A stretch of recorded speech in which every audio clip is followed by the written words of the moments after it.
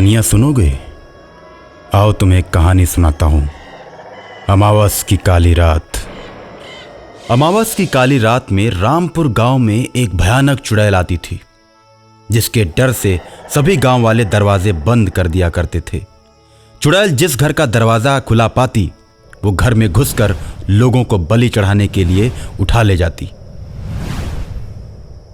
चुड़ैल अपने गुरु को 1000 आदमियों की बलि चढ़ाने की शपथ खा चुकी थी।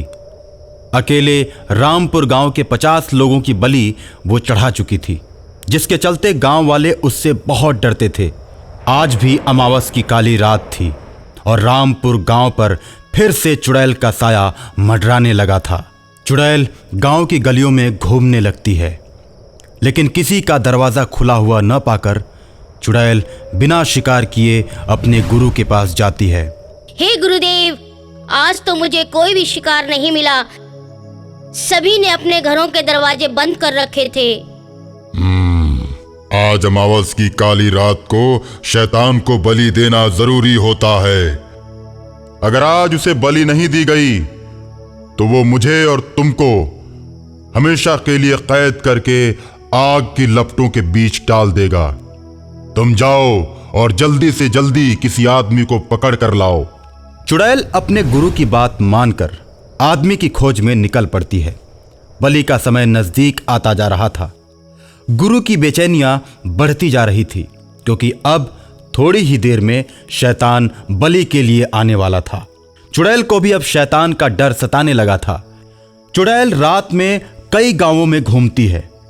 अंत में उसे एक पागल आदमी दिखाई देता है, जिसे घर वालों ने घर से निकाल दिया था।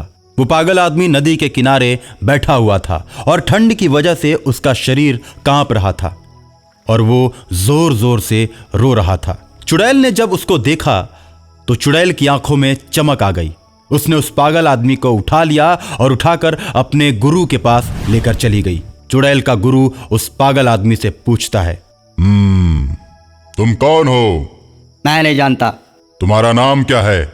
मुझे लोग पागल कहते हैं। मैं पागल हूँ। मेरे घर वालों ने मुझे घर से निकाल दिया है और मुझे तुम लोग बहुत भले आदमी लगते हो। इस वक्त मुझे बहुत जोर की भूख लगी है, पहले मुझे कुछ खाने को दो। गुरु भूखे और पागल आदमी को बहुत सारे फल देता है और उसको वहीं पर खड़े रहने के लिए कहता है। उसके बाद उस पागल आदमी को खंभे में रस्सियों से बांध देता है। मैंने कौन सा अपराध किया है जो तुम लोग मुझे खंभे से बांध रहे हो?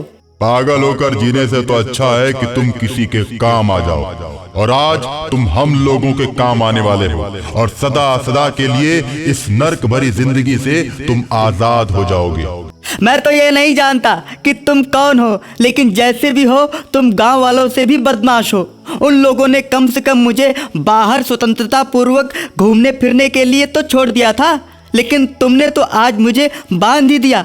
अब तो मुझे और भी दिक्कत होने लगी है। मेरा बंधन खोलकर मुझे अभी आजाद कर दो, नहीं तो मैं तुम सबको मार दूंगा। मैं पागल हूँ, पागल है, पागल हूँ। हे, मेरे गुरुजी से इस तरह बात करने की तेरी हिम्मत कैसे हुई? दुष्ट, मैं तेरा खून पी जाऊंगी। गंदे लोग, इससे ज्यादा और कर भी क्या सकते हैं? तुम गंदी हो, खून पीने की बात कर रही हो। चुड़ैल पागल आदमी को मारने के लिए दौड़ती है। नहीं नहीं, तुम इसको मत मारो। इसको तो शैतान मारेगा और मारकर इसकी बलि चढ़ाएगा।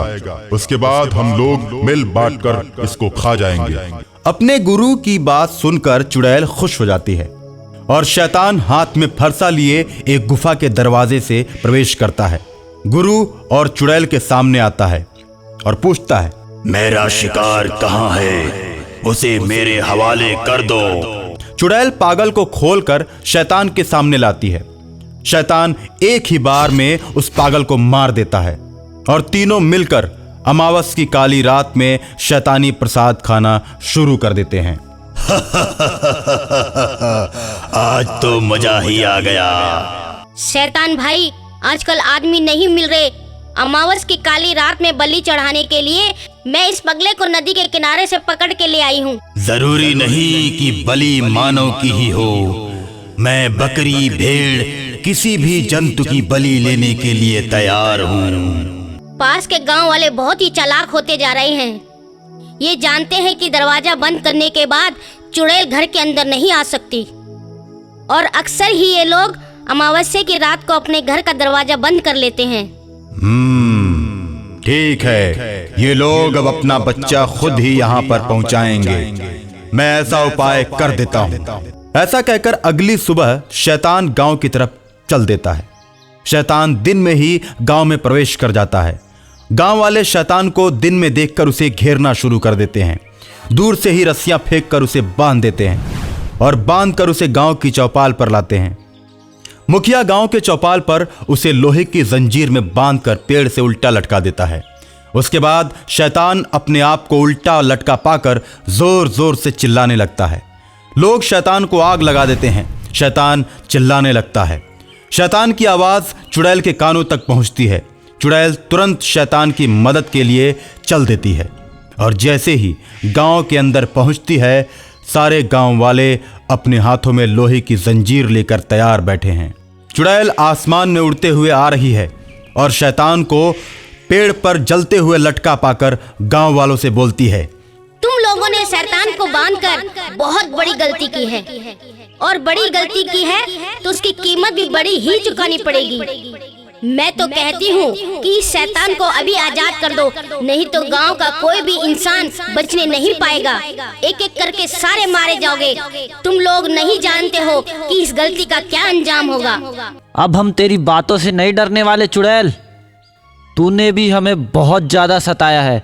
तू नीचे तो आके देख, तेरा भी अब हम यही हाल करने वाले हैं। अब हम तुम्हारी धमकियों से डरने वाले नहीं। तुम लोग शैतानी आत्माओं के बारे में नहीं जानते हो। तुम शैतान को आग से कितना भी जला दो, लेकिन वो जलने वाला नहीं है। वो जब चाहे तुम्हारे बंधन को तोड़कर आजाद हो सकता है। अच्छा, अगर ऐसी बात है तो तू भी नीचे उतर के देख ले। गांव वालों के ऐसा कहने पर चुड़ैल गुस्से से आग बबूला हो जाती है और नीचे उतरने लगती है। और जब चुड़ैल नीचे उतर जाती है तो सभी गांव वाले उसके ऊपर जंजीर फेंककर उसे बांध देते हैं। अपने आप को बंधा हुआ पाकर चुड़ैल जोर जोर से चिल्लाने लगती है। उसके बाद गांव वाले देर न करते हुए चुड़ैल को भी आग के हवाले कर देते हैं।